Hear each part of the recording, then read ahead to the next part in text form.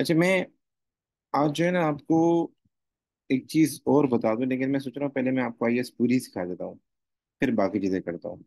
क्योंकि cash sales है वो मुझे बतानी थी, लेकिन उससे पहले मैं आईएएस पूरी समझा देता हूँ। अच्छा, इनकम रिकॉर्ड में जीपी तक तो हमने कर लिया, इसमें एक छोटी छोटी सी बात है कैश सेल्स की। छोटी सी बात है, वो मैं आपको बाद में करा देता हूँ। सर आप अकाउंटिंग करवाएं। अरे यार देखो बेटा, मैं अकाउंटिंग करा देता हूँ, लेकिन अकाउंटिंग मेरे पढ़ाने से ज्यादा आपकी प्रैक्टिस बहुत है। अब मैं जैसे टेस्ट नहीं ले रहा ना, तो मुझे पता नहीं लगेगा आप कितना अच्छा पढ़ रहे हैं। तो ऑनलाइन क्लास में तो बड़ा नुकसान यही होता है कि अगर मैं कोई सवाल देता हूँ तो वो सवाल सही हो रहा है नहीं हो रहा है, ये बड़ा मैटर करता है। तो आईएएस मैं पूरी करवा रहा हूँ। कल हमने यहाँ तक कर लिया था, जीपी तक कर लिया था। अब जीपी के बाद एक्सपेंसेस आते हैं, वही सोल ट्रेडर की तरह ही एक्सपेंस आएंगे, वही सोल ट्रेडर की तरह ही एक्सपेंस आएंगे। जिस तरह सोल ट्रेडर में आप रेंट लिखते थे, इंश्योरेंस लिखते थे। अब क्वेश्चन आता है सर कौन से एक्सपेंस लिखें, अपनी मर्जी से नहीं लिख सकते ना। तो आपने क्या करना है, एक्सपेंसेस के लिए पेमेंट होती है, एक्सपेंसेस के लिए क्या होती है, पेमेंट होती है। तो कल मैंने आपको बताया था वो आपको एक बैंक की समरी जरूर देगा। मतलब वो आपको बैंक की डिपॉजिट साइड भी देगा, बैंक की पेमेंट साइड भी देगा। तो एक्सपेंसेस में क्या क्या जाएगा, पहले हम वो एक्सपेंसेस लेके जाएंगे जो हमने क्या किए, पे किए। पहले हम वो एक्सपेंसेस लेके जाएंगे जो हमने पे किए।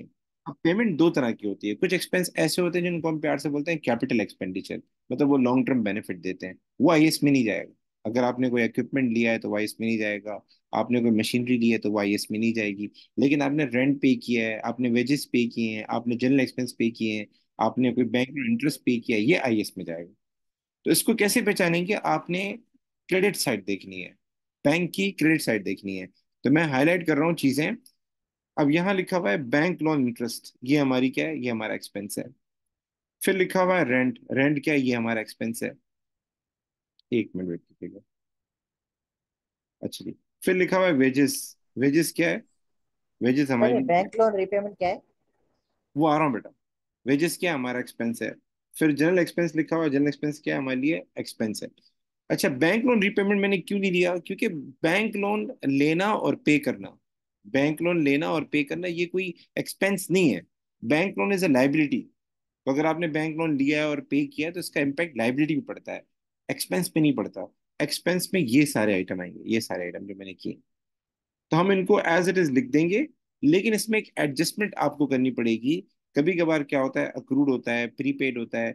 तो एक तो होता है इसके लिए टी अकाउंट बनाना, दूसरा होता है डायरेक्ट। डायरेक्ट कैसे करते हैं, कि जो भी एक्सपेंस हमने पे किया है ना, मैं लिख देता हूँ एक्सपेंसेस पेड। जो भी एक्सपेंसेस हमने पे किए हैं, तो आपको लास्ट टाइम मैंने एक चीज बताई थी कि अगर हमने कोई भी एक्सपेंस पे किया हो, तो साल के आखिर में अगर कोई अक्रूड होगा तो क्या करेंगे। साल के आखिर में कोई अक्रूड हो, ओविंग हो, तो जब आप आईएएस बनाते थे क्या करते थे, ऐड करते थे, शाबाश। तो साल के आखिर में कोई भी अक्रूड होगा या ओविंग होगा, तो उसको हम क्या करेंगे, ऐड करेंगे। अक्रूड एट द एंड हम ऐड करेंगे। और साल के आखिर में अगर कोई प्रीपेड हो तो उसका क्या करते हैं, अगर कोई माइनस। एडवांस, माइनस करते हैं। तो वैसे तो टी अकाउंट बनता है, वो पाप वाला जो मैंने आपको बताया था ना, वो भी बनता है। वो भी आपको आइडिया होना चाहिए, पर वो टाइम नहीं होता तो मैं वो नहीं सिखाता, मैं डायरेक्ट करवाता हूँ। लेकिन आपके जहन में वो जो पाप अकाउंट है वो भी होना चाहिए। पाप अकाउंट में क्या होता था, हम यहाँ पे लिखते थे प्रीपेड, यहाँ क्रेडिट साइड पे लिखते थे अक्रूड, फिर लिखते थे अक्रूड, फिर लिखते थे प्रीपेड, फिर लिखते थे जो हमने पेमेंट की है, दोनों साइड का टोटल करते थे। आईएएस आ जाता था। पेपर में आ सकता है ये सवाल, लेकिन जरूरत नहीं पड़ती, जरूरत नहीं पड़ती। तो ये जहन में होना चाहिए अक्रूड एंड प्रीपेमेंट आपके। तो डायरेक्ट तरीका में क्या कहता है, डायरेक्ट तरीका ये कहता है कि जो भी एक्सपेंस पे किया है, ये पता लगेगा आपको बैंक की क्रेडिट साइड से। अब जो भी साल के आखिर में अक्रूड हो वो क्या करना है, ऐड करना है। और जो भी साल के आखिर में प्रीपेड हो माइनस करना है। आपको ओपनिंग भी दे सकता है वो पेपर में एंड की जगह ओपनिंग भी दे सकता है। तो ओपनिंग हमेशा रिवर्स होता है। अगर मैं आपको बोलूं अक्रूड एट द एंड हमेशा क्या होता है, ऐड होता है। अगर वो अक्रूड एट बिगिनिंग दे दे, वो अक्रूड एट ओपनिंग दे दे, अक्रूड का ओपनिंग दे दे, तो क्या करेंगे, साल के शुरू वाला अक्रूड दे दे, साल के एंड वाला नहीं दे, तो क्या करेंगे। आप लोगों से पूछ रहा, मैंने बताया रिवर्स होगा। तो साल के शुरू वाला दे दे। एक होता है अक्रूड एट द एंड, यानी हमारे इस साल का अक्रूड। एक होता है पिछले साल का अक्रूड। तो अगर आपको अक्रूड ओपनिंग देते तो क्या करेंगे पेमेंट के साथ? प्लस करेंगे, माइनस करेंगे? क्या सर? अगर वो पेपर में आपको जैसे अक्रूड एट एंड दिया हुआ है ना, साल के एंड वाला अक्रूड दिया हुआ है, ठीक है, इसी तरीके से साल के शुरू वाला भी अक्रूड होता है। एक होता है इस साल का अक्रूड, एक होता है पिछले साल का अक्रूड। जो पिछले साल का अक्रूड होता है उसको हम अक्रूड ओपनिंग बोलते हैं, अक्रूड एट बिगिनिंग बोलते हैं, अक्रूड एट बिगिनिंग कहते हैं। तो उसका क्या करेंगे? वो भी अगर प्लस ये, करेंगे। वो माइनस करेंगे बेटा, क्यों? क्योंकि उसका ताल्लुक इस साल से नहीं है, पिछले साल से। वो माइनस करेंगे, ठीक है, यानी रिवर्स करना है हमें। अगर वो हमें अक्रूड ओपनिंग दे दे तो वो रिवर्स करेंगे। इसी तरीके से pre paid eight the and आप क्या करते हैं? माइनस करते हैं। Pre paid eight the and क्या करते हैं? माइनस करते हैं। अगर वो प्रीपेड बिगिनिंग वाला दे दे, यही प्रीपेड दे दे लेकिन वो बिगिनिंग वाला हो, साल के स्टार्ट वाला हो, तो क्या करेंगे?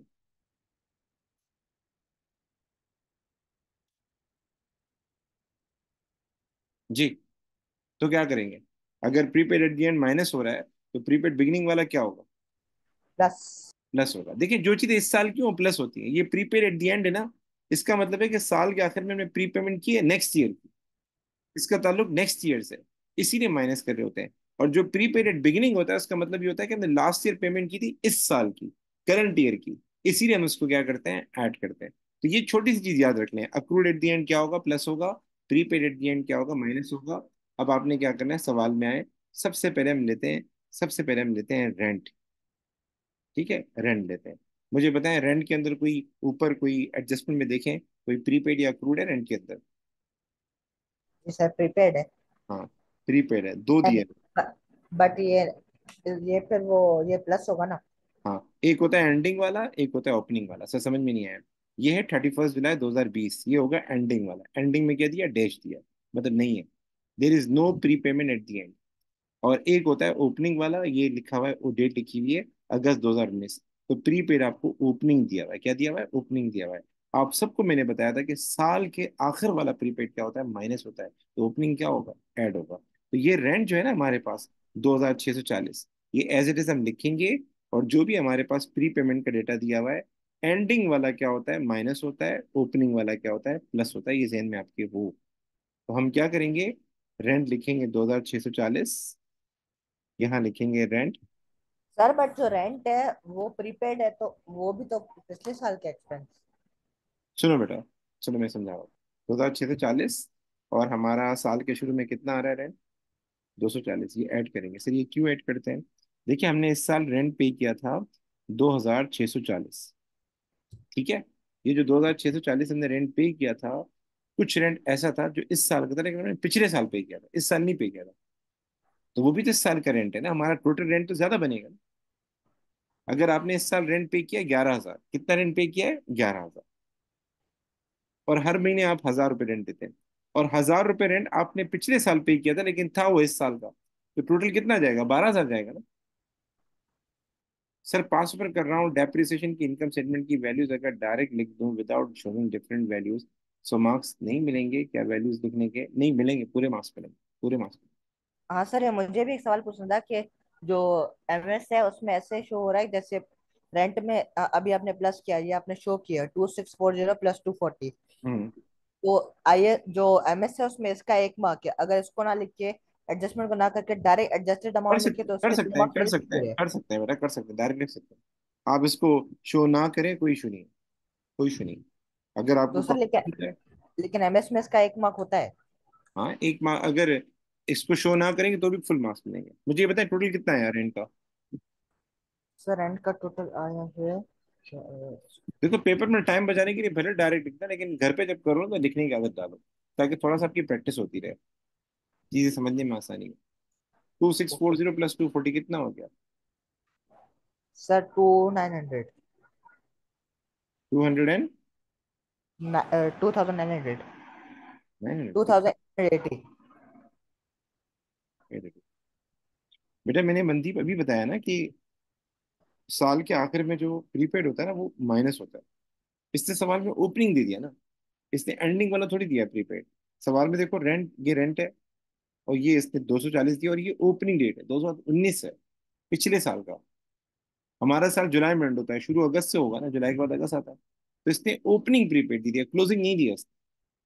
चलिए जी आगे चलते हैं सर। रेंट हो गया। रेंट के बाद लिखा है वेजेस। वेजेस कितने? 41,400। अब अब हमें क्या करना है? वेजेस में देखें। क्या दिया है? अक्रूड दिया है, प्रीपेड दिया है? अरे अक्रूड है, माइनस होगा। अक्रूड है। और एंडिंग वाला है। क्या करेंगे? सर ऐड ये करेंगे। तो प्लस होगा। शाबाश, ये देखिए। आप इस एंडिंग वाले याद कर लें, ओपनिंग वाले रिवर्स होते हैं वैसे ही। एंडिंग वाले बस याद रखें, क्योंकि आपको एंडिंग वाले हमेशा करने होंगे। ओपनिंग कभी कभार होता है पेपर में। बस ये याद रख लें। बाकी इसका रिवर्सल है। तो साल के आखिर में जो भी अक्रूड होगा, ओविंग होगा, उसका ताल्लुक इस साल से हम ऐड करेंगे। तो हमने रेंट पे किया है 41,400, लेकिन कुछ अमाउंट बाकी रह गया था जो कि हमने नहीं पे किया था, वो 610 है। इसमें ऐड कर देंगे तो हमारा असल जो वेजेस बनेंगे वो नीचे लिखेंगे। आ जाए, मैं लिखूंगा नीचे वेजेस कितने बनते हैं। 41,400 प्लस 640। मैं देख लेता हूँ। 41,400 प्लस 610 है, सॉरी। 610 है। जी बेटा, कितना हुआ? 41,400 प्लस 610, आई थिंक से ये हो जाएगा 42,010 रुपये। ऐसे ही है। Yes sir. जी, ऐसे ही है ना? अच्छा जी। अब आ जाए यस हमारे सर। पास। ये रेंट भी हो गया, ये वेजेस भी हो गए। अब आ जाए जनरल एक्सपेंस पे। जनरल एक्सपेंस है 10890, लेकिन हम जब भी कोई एक्सपेंस लेंगे हम ऊपर एडजस्टमेंट जरूर देखेंगे। इन एडजस्ट ये जो ओपनिंग एंड क्लोजिंग बैलेंस है जरूर देखेंगे।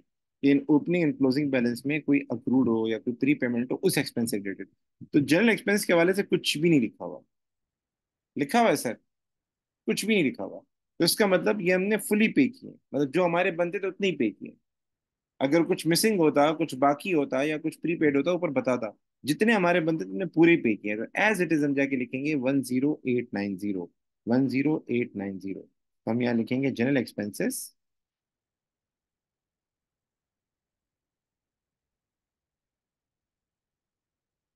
जनरल एक्सपेंसेस 10890, ठीक है। अच्छा, एक्सपेंसेस के लिए हमेशा आपने क्या करना है? पेमेंट साइड देखनी है। ये शीट मैंने ग्रुप में भेज दी होगी। पेमेंट साइड देखनी है, हमेशा पेमेंट साइड देखनी है। तो जनरल एक्सपेंस भी हो गए।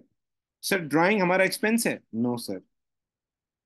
सर ऊपर लिखा हुआ है पेमेंट टू क्रेडिट सप्लायर, ये ऑलरेडी आप एडजस्ट कर चुके हैं और इसका ताल्लुक परचेज से होता है। जो सप्लायर है उसका ताल्लुक परचेज से होता है, तो परचेजेस एक्सपेंस हमारा आ चुका है। ऑलरेडी एडजस्ट हो चुका है। बैंक लोन रीपेमेंट मैंने आपको ऑलरेडी बताया कि जो बैंक लोन रीपेमेंट है इसका ताल्लुक लाइबिलिटी से, ये हमारा एक्सपेंस नहीं है। हम हर पेमेंट नहीं लेंगे, हम वो पेमेंट लेंगे जिसका ताल्लुक एक्सपेंस से हो और वो आईएस में आता हो। तो आप लोग आईएस में इंटरेस्ट लिखते हैं? इंटरेस्ट ऑन लोन लिखते हैं? यस सर, लिखते हैं। तो हमने इंटरेस्ट पे किया है 300। कितना पे किया है? 300। तो सर अब क्या करेंगे सर इसका? सर ये हमारा इंटरेस्ट है, इसने कोई रेट तो दिया नहीं प्लस है। करेंगे इसको, जो भी प्लस हमारा करेंगे। इंटरेस्ट है वो हमारा एक्सपेंस होता है, तो हम नीचे लिखेंगे बैंक लोन इंटरेस्ट 300। नीचे लिखेंगे बैंक लोन इंटरेस्ट 300। तो इन शॉर्ट मैं आपको बता दूं, जो भी आपके एक्सपेंसेस हैं, जितने भी आपके एक्सपेंसेस हैं, ये सारे आपको कहाँ से पता लगेंगे? ये आपको पता लगेंगे उससे, पेमेंट साइड से। ठीक है, पेमेंट साइड से पता लगेंगे। और इसके अंदर प्लस माइनस करना होता है, कोई भी अक्रूड हो कोई भी प्रीपेड हो। यहाँ तक बातें क्लियर है? Is it clear? कि जो भी एक्सपेंसेस हम किस तरह लिखेंगे, हम पेमेंट साइड को देखेंगे।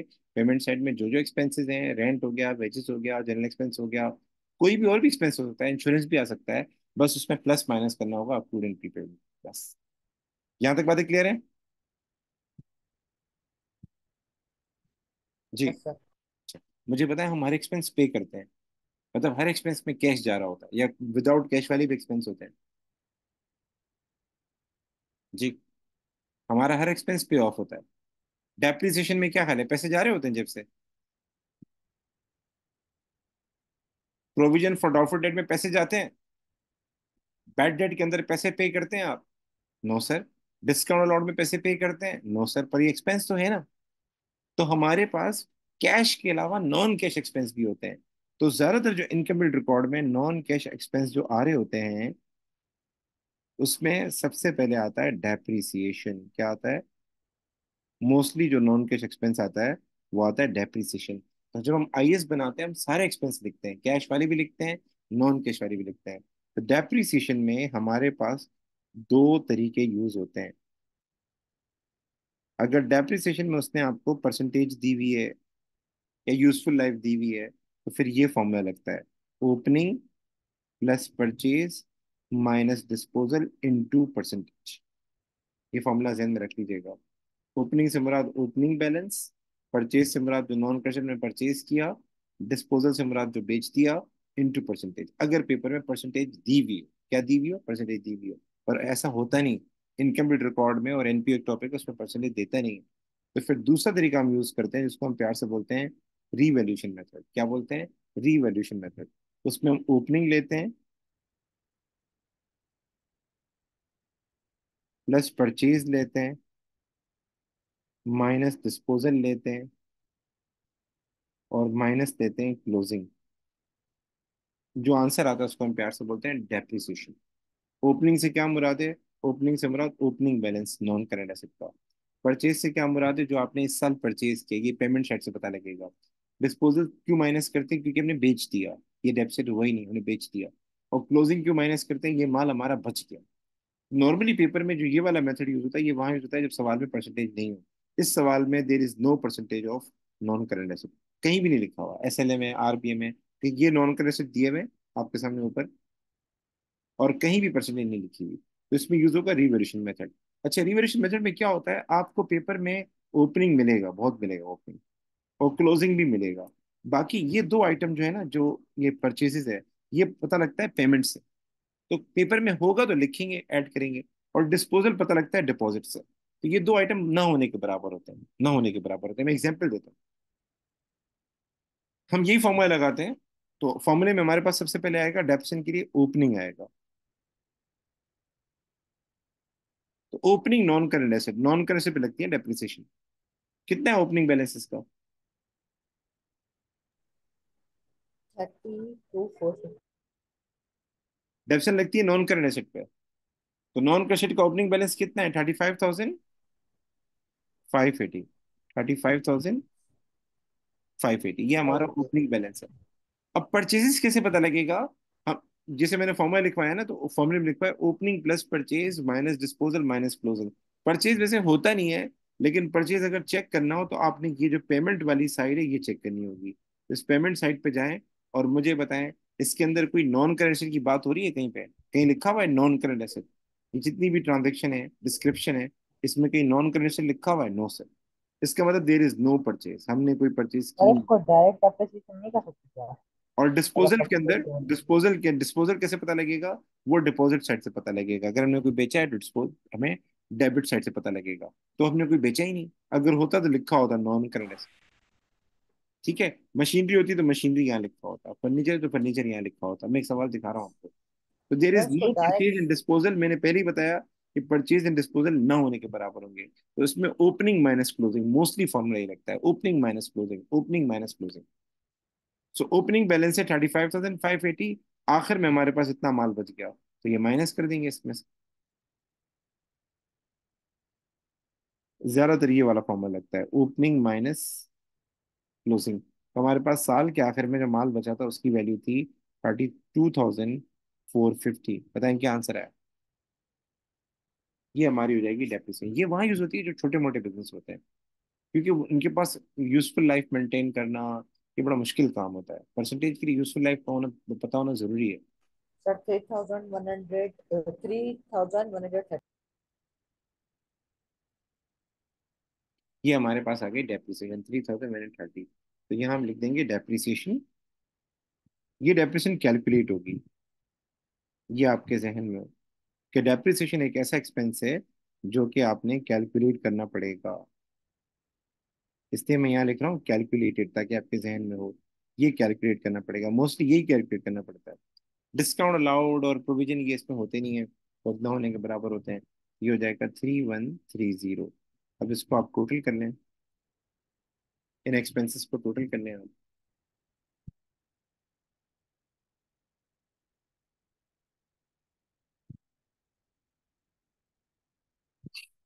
टोटल करके बताएं कितना आंसर आया। फिर एक छोटा सर सा सर और। टोटल टोटल आ रहा है 59,210।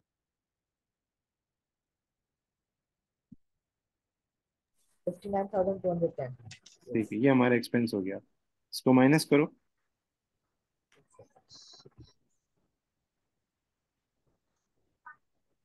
7190।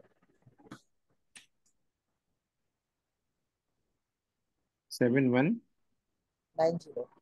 7190, ये हमारे पास क्या आ गया, profit profit. For the year आ गया। ठीक है। अच्छा जी, एक सवाल कल करवाया था, वो भी दोहरा देता हूँ ताकि आपको याद हो जाए।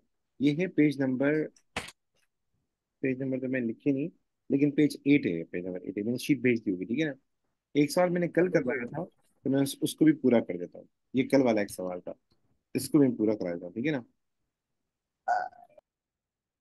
अब इसमें आ जाए, एक्सपेंसेस के ऊपर आ जाए।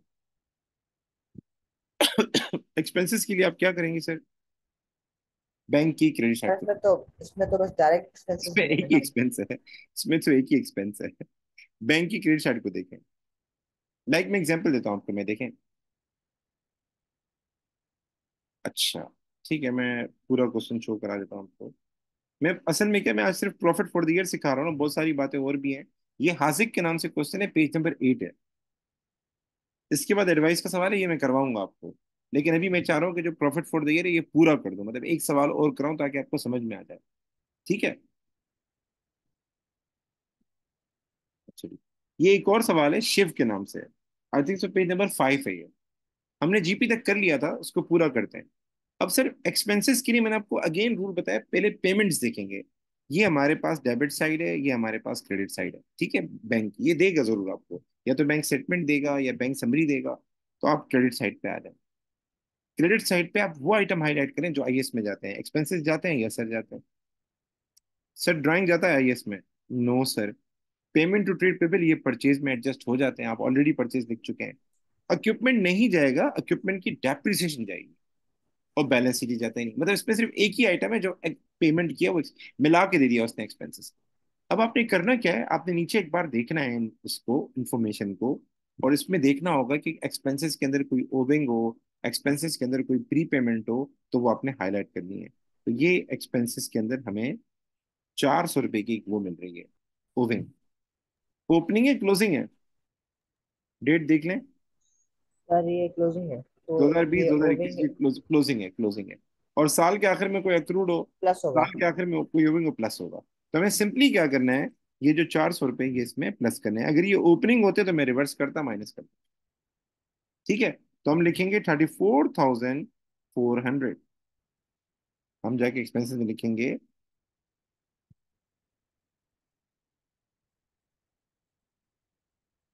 34,400। सर ये क्यों ऐड किया, क्योंकि साल के आखिर में जो अक्रूड होता है वो इंक्लूडेड नहीं होता, और वो हमें इंक्लूड करना होता है, क्योंकि उसका ताल्लुक है इस साल से। सर आगे चलें। आगे हमारे पास आएगा डेप्रिसिएशन आएगा। डेप्रिसिएशन के लिए आपको देखना होगा नॉन करेंट एसेट को। नॉन करेंट की निशानी ये होती है, उसके आगे बुक वैल्यू लिखा होता है, उसके आगे रीवैल्यूड वैल्यू लिखा होता है। तो या फिर आपके उसके आगे कॉस्ट लिखा हुआ होगा, देख लें आप। नॉन करेंट सर दो है तो हमारे, इसमें दो हैं इसमें तो दो। है ही नहीं फिर। इसमें दो हैं बेटा। अच्छा, फिर भी डेप्रिसिएशन नहीं आएगी। इसमें बेटा हम देखेंगे, अभी बता रहा हूँ मैं आपको, सारा बता रहा हूँ।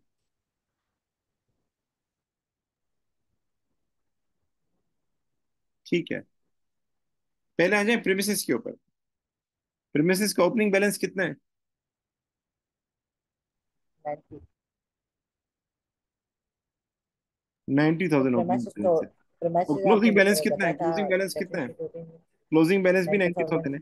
प्रीमिसेस की वैल्यूज कम नहीं होती, वक्त के साथ साथ बढ़ती हैं। हाँ तो वो इसका आपने मतलब बताया इसकी था। कोई डेप्रिसिएशन नहीं आएगी, नहीं नहीं लिखेंगे। होगी। इक्विपमेंट पे आ जाए, इक्विपमेंट पे आ जाए। इक्विपमेंट का ओपनिंग बैलेंस बताएं। जीरो। जीरो। नील है, मैं जीरो लिख देता हूँ। प्लस कोई परचेजेस की है इक्विपमेंट की हमने? सर कैसे पता लगाएंगे? पेमेंट साइड से। तो कोई परचेजेस की है? 16,000। ये देखें, परचेजेस की है 16,000। तो आप जाके लिखें 16,000, इसमें ऐड कर दें परचेजेस। अच्छा जी, उसके अलावा डिस्पोजल होता है, उसकी हम डेबिट साइड देखते हैं पर वो है नहीं। फिर माइनस करते हैं क्लोजिंग, मैंने नीचे फॉर्मूला लिखवाया था ना ये वाला, opening plus purchases minus disposal minus closing. अगर परसेंटेज नहीं लगानी हो तो ये फॉर्मूला लगेगा। तो मैंने बताया था कि परचेजेस और डिस्पोजल होता नहीं है, लेकिन परचेजेस और डिस्पोजल एक बार चेक जरूर करना चाहिए। परचेज के लिए पेमेंट साइड देखोगे, डिस्पोजल के लिए डेबिट साइड देखोगे। और क्लोजिंग आपको नीचे सवाल में दिया होगा, क्लोजिंग माइनस होगा। क्लोजिंग कितना है इक्विपमेंट का? 12,800। तो मुझे बताओ उसका क्या आंसर आया इक्विपमेंट का?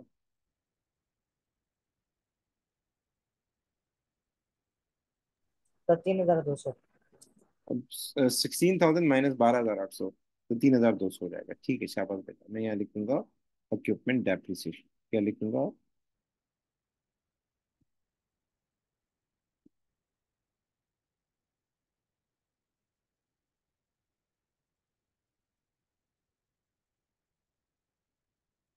प्रीमिसेस की नहीं आई थी।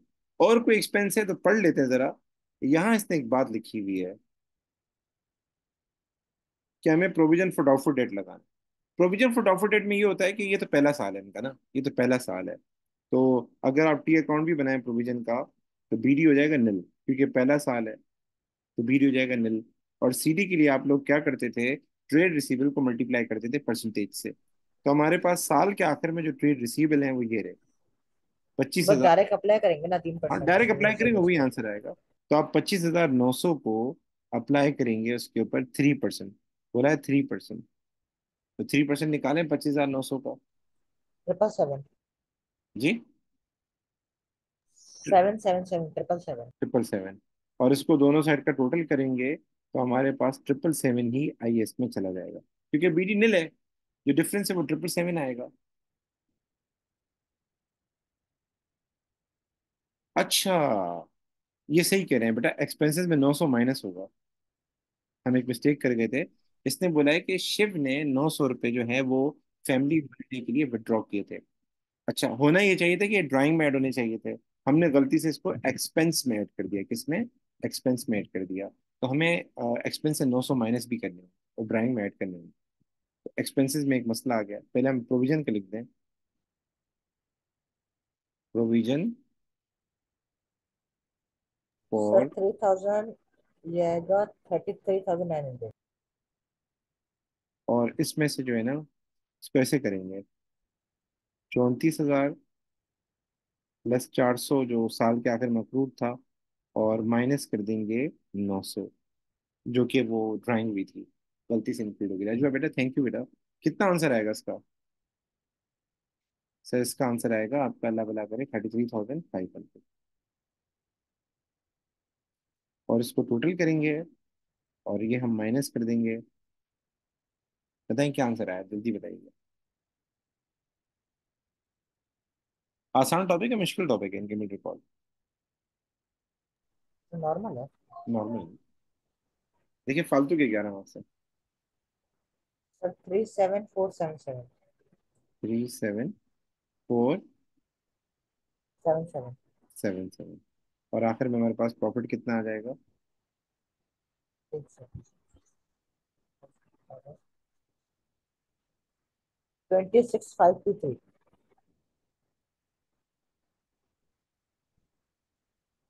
ठीक है, ये हमारे पास प्रॉफिट फॉर दिया गया। तो आज की क्लास यहीं तक की है। इंशाल्लाह कल फिर आगे पढ़ेंगे, और कल हम आईएएस के अंदर एक दो तीन चीजें और हैं मुझे समझानी है। ठीक है, फिर इंशाल्लाह इसकी ऐसे। सर एक दो सवाल हमें भी तो दे करने के लिए, हम भी करें हम। हाँ, मैं देख लेता हूँ, मैं आपको मैं सवाल बता दूंगा। बेटा ये जो परसेंटेज वाला चक्कर है ये मैंने कल समझाया था मनदीप बेटा, तो मैं इसकी वीडियो देख लो। ठीक है, नहीं समझ में आया तो मैं दोबारा कराता हूँ। वैसे आगे सवाल वैसे ही आएंगे, लेकिन अब मैं सोच रहा हूँ कि आपसे एक दो सवाल करवाऊँ,